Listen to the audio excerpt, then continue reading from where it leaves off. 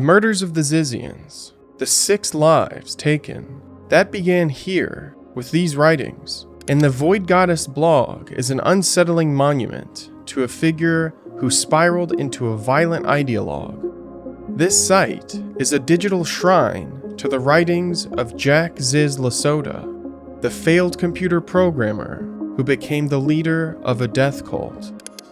It's unsettling to think of how so many became zealots to Ziz and her writings, and what's perhaps more disturbing is the fervor with which they followed, even in the wake of unspeakable crimes.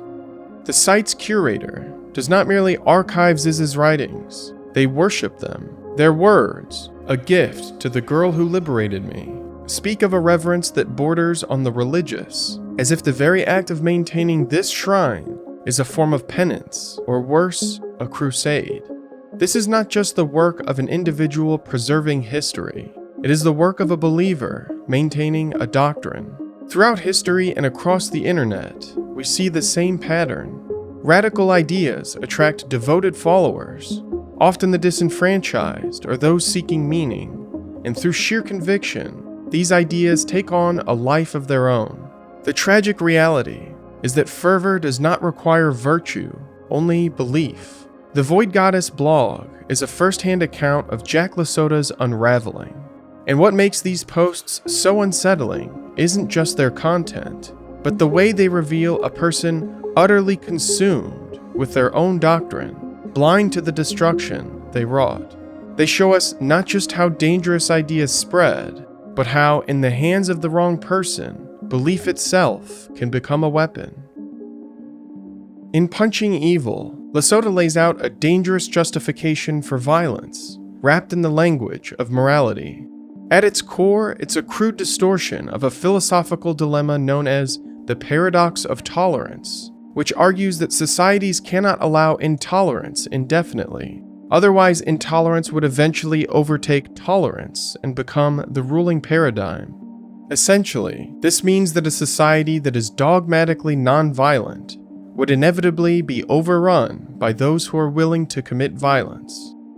What's striking and alarming is the vigilante ideology she embraces. Ziz uses this dilemma to lay out a mandate, a justification for unilateral violence against those who are considered irredeemable. It's not only dangerous, it's self-aggrandizing, as LaSota is declaring herself judge, jury, and executioner. And strangely, the ideas are wrapped in the language of the terminally online.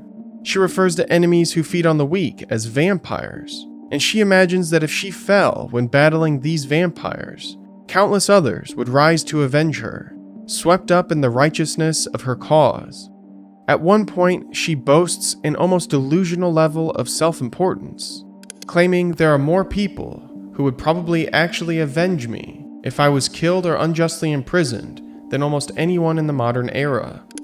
Additionally, she writes, "And if the state has been seized by vampires, such that we are afraid to warn each other about vampires, the state has betrayed an obligation to us and is illegitimate. If a vampire escalated to physical violence by hijacking the state in that way, there would be no moral obligation not to perform self-defense." Punching Evil set the stage for what was to come.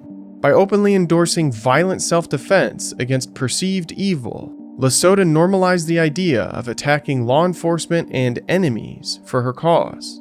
Fast forward a few years, and followers of her ideology did exactly that.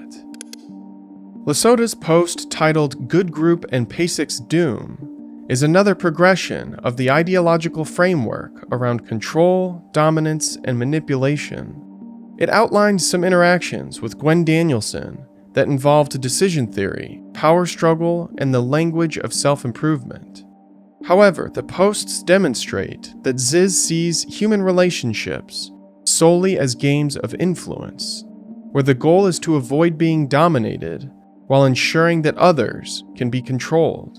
She writes, "Mind control is everywhere. The only way to break out is not to be attached to anyone."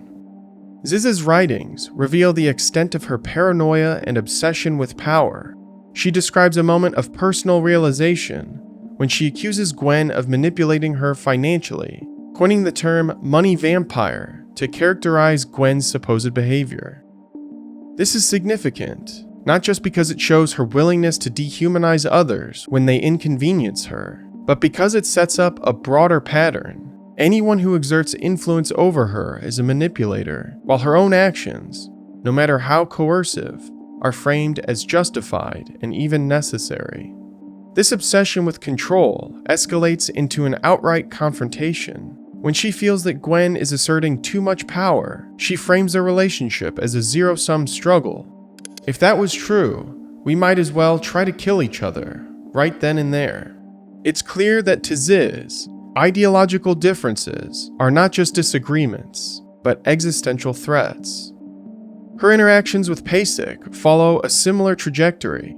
She initially courts Pasek as a potential recruit for Good Group, framing her recruitment efforts in the language of world optimization and elite rationalist strategy. But as the relationship unfolds, Ziz becomes increasingly fixated on Pasek's psychological state, describing a process of jailbreaking into psychopathy.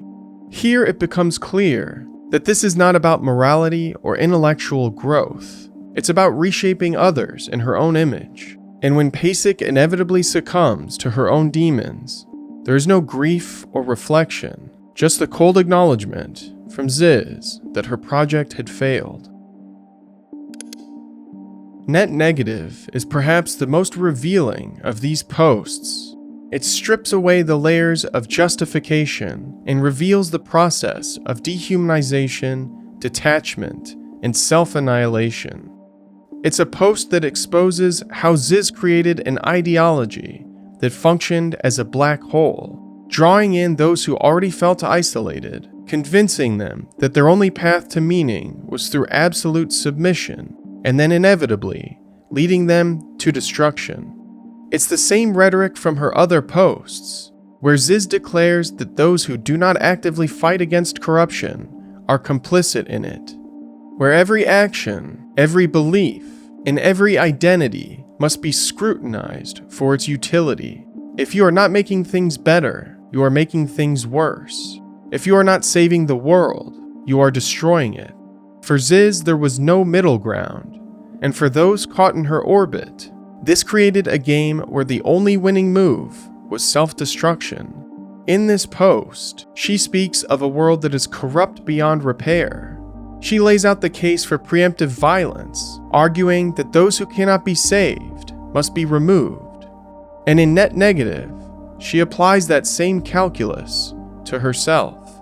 I was considering suicide in some sense preferable to all this, because it was better causal isolation. In Ziz's world, there were only two options: to become an agent of change, or to remove yourself from the equation. There was no room for uncertainty, for failure, or for human weakness. The trajectory of Net Negative from self-doubt to self-destruction is the same path that eventually led to real-world violence. Those who were deemed Net Negative were no longer just theoretical failures. They were obstacles. They were enemies. They were threats. The same brutal logic that had nearly led Ziz to remove herself from the world now dictated that others had to be removed instead.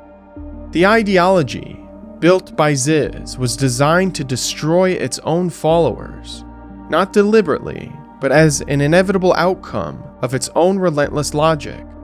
It was a belief system that framed survival as an act of war, demanded purity through conflict, and ensured that anyone who embraced it fully would be led step by step towards self-destruction. There are 6 dead and countless lives ruined, not just casualties of circumstance, but the direct consequence of a system that had no off-ramp, no means of stepping back, no room for anything but total commitment. The ideology promoted by Ziz was a black hole. It wasn't a movement, it was a trap, a system of belief that fed on its own, ensuring that no one who truly embraced it could ever escape unscathed. An ideology like this never stops on its own. It only stops when there's no one left to follow.